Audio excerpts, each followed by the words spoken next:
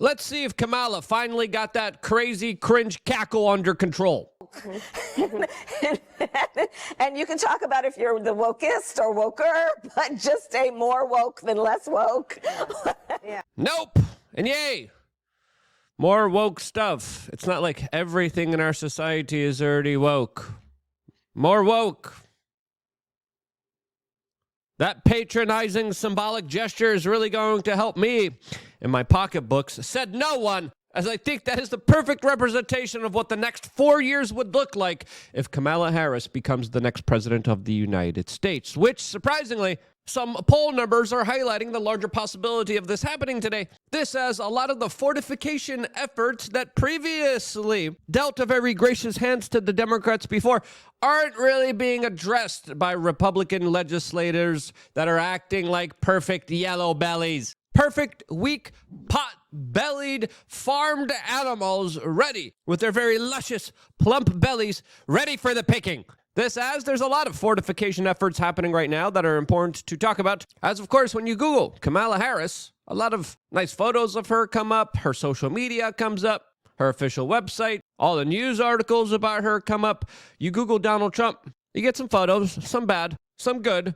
But the top stories are Kamala Harris and Tim Walz. As of course, these fortification efforts are pretty underhanded. As of course, when you look up and Google Trump rally, what's the story that pops up? Kamala Harris rallies. And that's one reason why I wanted to do a deeper dive into Kamala Harris and the potential president that she would be, her policies, and now her new vice president pick, which is pretty fascinating, to say the least, as of course, when you officially go to the KamalaHarris.com website, you're automatically asked to give money, as if the mega corporations aren't already funneling enough money into the coffers of the Democratic Party establishment. It's fair to say, it's not like Goldman Sachs and BlackRock aren't dishing out all the money. They have enough here, okay? As we get told to donate more money, join their campaign, and that's it. All right, let's see what policies, what issues she's running on. Let's try to meet Kamala Harris. And a lot of woke race politics being played up here. Her kind of autobiography, which, by the way, is being manipulated in real time, as Roger Stone took to Twitter to highlight some of the differences that are being made to the Wikipedia page of Kamala Harris right now, as she previously had a father of Indian Jamaican heritage. And now it's of Afro-Jamaican and Irish Jamaican heritage. Very interesting kind of extrapolation there. As it definitely does seem like in this cycle, it seems like, superficial physical differences matter more than, actual policies and merit. As you go on this website, and we have no major policy initiatives here. We have no major things that Kamala Harris is standing behind, as of course she usually stands under, of the men who put her in charge. Interestingly enough, we searched this website, no mention of Willie Brown here at all. Wonder why. As of course, I did more digging on the White House website. We have, again, same thing. First Black American, first South Asian American. Okay, is there anything other than the race and gender of this person that absolutely matters here? As of course, as someone who cares about the issues, I want to know where you stand on the issues. And we don't even have that on the White House's own website. You go to the social media of Kamala Harris, and she's doing pretty well, especially when it comes to engagement, especially when it comes to videos, celebrity endorsements, and of course, major Hollywood actors and musicians that are paid to perform and read scripts that are all performing and reading scripts with her. And other than just kind of empty slogans here about when we fight, we win. Other slogans like freedom, you don't really see much. You don't really see anything from her social media, from her websites, about what type of president she would be, as the Associated Press cleared up some of this kind of confusion here with their own article talking about some of the key issues and her larger stances on it. As of course, it's fair to say that Kamala Harris represents a clean slate for the Democrats that goofed up, messed up, specifically when it comes to not just social issues, in my opinion, but largely the economy, which is going to be a key voting issue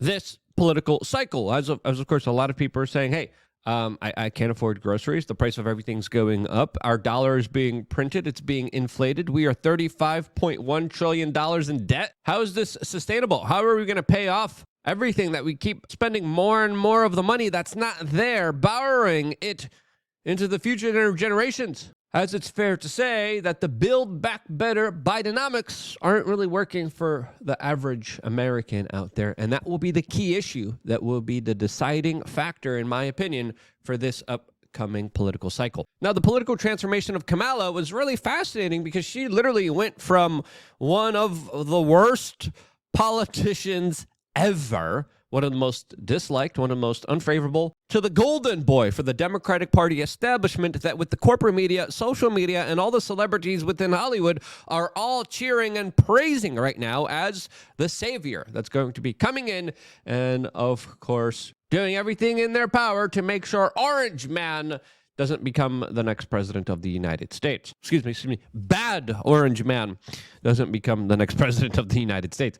And strategically, looking at this larger transformation, there is something to say about this kind of U-turn, this kind of switch that happened that a lot of people, especially with their short-term memory, are kind of forgetting about. As she was deemed unfavorable, the poll numbers weren't in her favor. Now they are. Now she's getting all the social media engagement. Now she's getting all the clicks. Now she's getting all the attention. Now we have the corporate media talking about how presidential she is, how great she is, how awesome, and how much of a woman of color she is. Excuse me. Black woman of color. As this pivot is very important for the Democrats to also make here, since, of course, now all the problems with Bidenomics could be blamed on Biden. And this could be one reason, out of many reasons, why Kamala isn't really coming forward with any of her own policies, because she doesn't have any. She wants to look like a clean slate. She wants to look totally different, even though she's not, than, of course, the current president of the United States, which she is still currently the vice president under. So she needs to distance herself from, of course, Joe Biden, and I think she's doing that by, of course, not really talking about a lot of her policies, a lot of her initiatives, but there's still some policies there as extrapolated by the Associated Press that looked at her political record and is trying to get some semblance of understanding of what her policies would actually look like. As it's fair to say, in my opinion, her policies would look like exactly the same as Joe Biden's, as, of course, the same political machine that is able to replace him, sit him out, send out a letter saying that he officially endorses Kamala. That same political party, that same big anti-democratic money machine is pulling the strings of the Democratic political party, and it is these Democratic elites that not only choose who will be running for the president of the United States, but they also choose their policies, their initiatives, and what, of course, will amount to their presidencies. So in my opinion, it's not even fair to look at this kind of AP article, but we will anyway, to get some kind of semblance and understanding of how things will unfold for the American people. As the first thing that the AP talks about is her stance on immigration, which is a progressive stance, which is a stance that, of course, is going to probably be the same as Joe Biden's, which essentially means a lot of open border policies, allowing people to, of course, go into the United States and then be eligible for welfare, social benefits like healthcare that, of course, American citizens will be paying for, as, of course, there's going to be probably a pathway for citizenship, which would codify the Democratic Party machine to be in power forever, as, of course, immigrants overwhelmingly lean towards the Democratic political party that the party is playing up to. This, as of course, we have rhetoric from the Biden administration about them trying to stop the border being wide open, as of course we are reaching historic levels of people entering the United States illegally. As Kamala Harris was deemed the border czar, which the corporate media now forgot about in a very interesting way. They forgot that she was head of the border. And her failings there do represent the larger policies that will be plaguing America in the future if she becomes the president of the United States, as we expect border crossings to reach even higher numbers under her presidency that, of course, would allow the Democratic Party machine to stay in power forever. As another issue that, of course, Kamala Harris is cheerleading and campaigning is, of course, women's reproductive rights. As, of course, she is trying to emphasize how Republicans want to, of course, get rid of that, as Donald Trump made this recently a moot point, as on the debate stage, he said that this should be up to the states, and states should decide what should be the right kind of action for them to take with this very controversial issue, as it's fair to say that Kamala Harris would try to institute a federal Roe v. Wade mandate that would prevent states from being able to, of course, determine their own particular actions on this very controversial issue.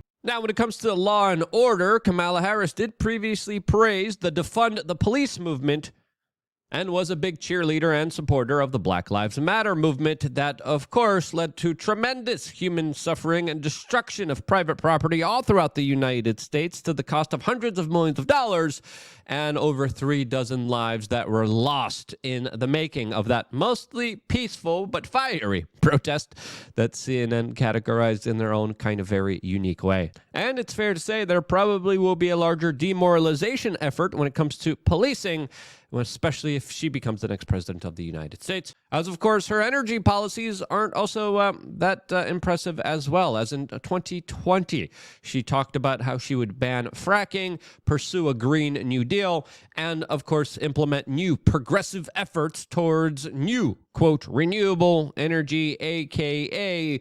taking more money away from you in order to make the weather gooder. That's essentially what she's talking about. As, of course, she was also a big proponent of the Inflation Reduction Act that increased inflation dramatically. As, of course, a lot of these larger schemes and plans are to limit energy, therefore making everything else that much more expensive, which we have seen exactly exemplified through the Biden administration, which, of course, she was a part of. This, of course, creating more difficult financial times, less energy, less economic resources, less availability of resources, and, of course, causing prices to skyrocket. As, of course, the policies under Donald Trump would be exactly the opposite of that, as literally he's cheerleading the praises of drill, baby, drill. Essentially talking about how America will try to become energy independent again under his political leadership, therefore making prices go down of consumer goods and products. Now, one of the most controversial issues that we still do not know exactly where Kamala stands on is, of course, the current issue about what is unfolding right now in the Middle East, specifically with Gaza. As there are reports that she is divided over Biden's approach towards the current situation in the Middle East right now, as this is our make or break moment for the Democratic political party machine, as of course there are a lot of young voters that are really disenfranchised with the Biden's administration current policy on this very specific issue, an issue that is dividing a lot of the Democratic base and is a major issue that, very interestingly, Kamala allegedly is very different than Joe Biden on, even though she doesn't vocally express it or talk about it or represent it in any way, shape, or form. And this could be one reason out of many reasons why she didn't pick the governor of Pennsylvania to be her running mate, because potentially he was seen as an individual that was too favorable towards that Middle Eastern country, as he was previously an IDF soldier, as he was trying to downplay this, highlighting just some of the larger political pressures that the Democratic Party machine is feeling specifically around this issue. As, of course, I think the time is now to ask Kamala about where she actually stands on this issue, as, of course, the corporate media is trying to play up like, oh, yeah, she's totally different than Joe Biden on it, even though we haven't really seen it at all. And it wouldn't surprise me if this was one of the determining factors to why Josh Shapiro wasn't picked as her running mate, even though on the books he was the person that made absolute sense for her to pick.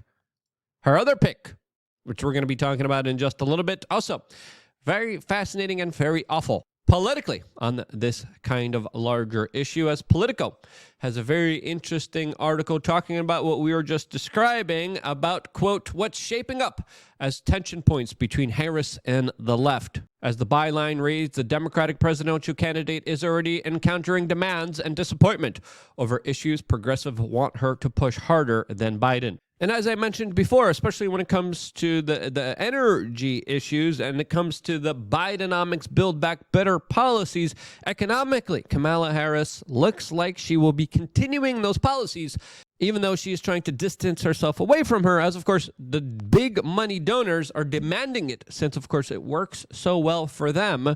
and it screws you over. As you could expect the government under her leadership to print more money, spend more money, and of course limit energy, which of course would be catastrophic for the economy, for the wallet of the average American citizen out there. As her foreign policy probably would be just as disastrous, if not more disastrous, than Biden's has been, as Slate magazine reports that she has been much more involved in Biden's foreign policy than we previously realized, as they described how she has been actively involved in it for more than 3.5 years in office. She visited 21 countries on 14 foreign trips, met with more than 150 leaders, and playing a key role behind the scenes when it comes to some of the biggest, most disastrous American foreign policy decisions that are absolutely being described as blunders, even by the corporate media. We're also finding out that she has attended almost every National Security Council meeting,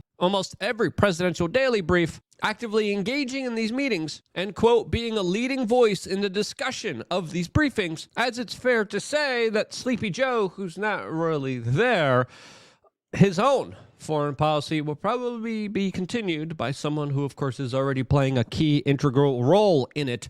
And that, of course, will be the continuation of the same under, of course, Kamala Harris. Now, her vice presidential running mate pick today was also fascinating to see, as, of course, she picked Minnesota Governor Tim Walz to be her running mate, as the New York Post is describing him as the sanctuary state governor who gave illegal immigrants taxpayer-funded healthcare, tuition, and driver licenses, as he represents a very woke, progressive politician that is always a major supporter of the current thing that is going on in our mainline society. Now, this is a very interesting pick, since she looks like she picked someone that's more radical than her, as of course this could be her kind of Kamala Harris like VP pick, like she was for, of course, Joe Biden. That picked her out because she represented someone that, of course, a lot of people saw as awful and didn't want them to be in a position of power.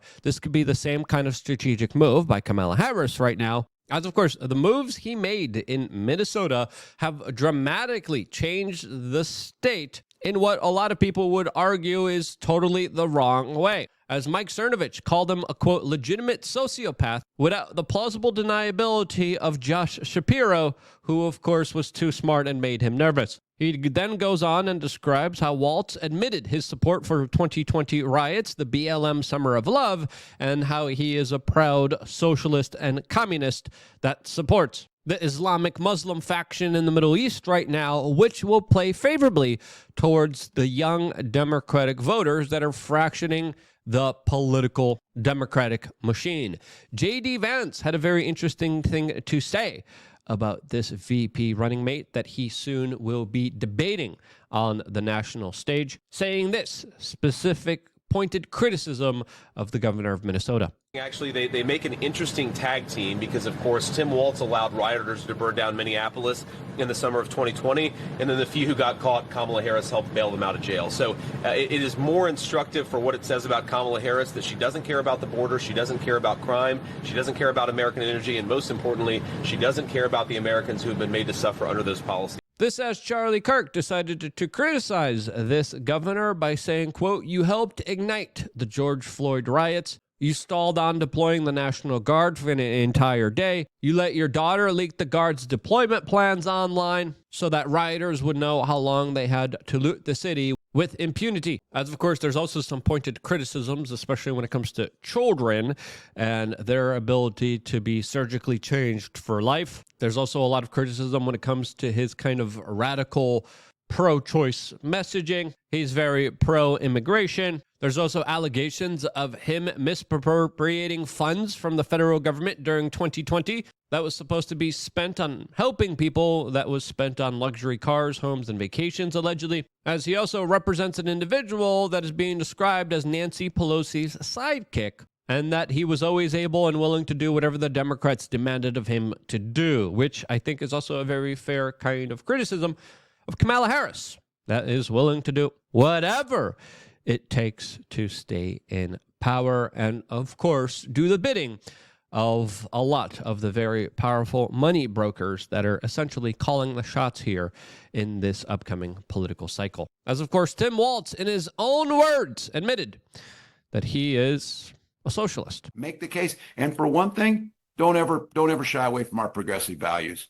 One person's socialism is another person's neighborliness. Yeah, and as an individual who came from a socialist country, I disagree with that cold-heartedly, as of course it was absolutely awful for my family that had to undergo significant pressures, stresses, and larger upheavals in society because of the socialism that was forced on them without their consent. This as there's also a lot of memes like this going around, specifically highlighting a lot of stores in the United States that are probably going to be nervous about the Summer of Love pact-like alliance between Kamala and Walz. As, of course, the corporate media now, along with social media, is aligning behind him, and they're going to be cheerleading him as the next best thing, as it, very interestingly, Barack Obama also came out and fully endorsed and supported this pick, even though he was very close friends with Josh Shapiro.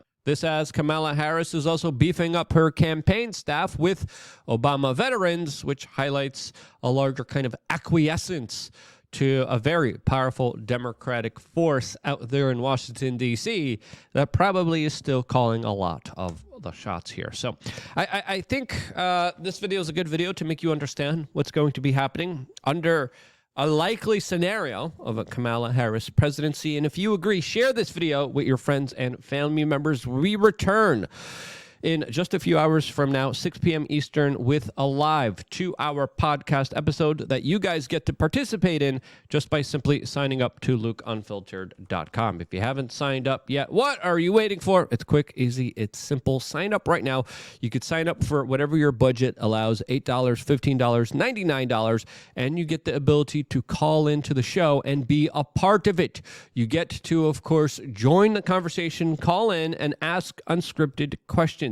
You also get exclusive members-only videos that are only going to be available for you, special broadcasts that are top-notch, top-tier, that are going to be available just for members right after this one. So check out your very special report, as we did a video there about how to prepare for a global conflict.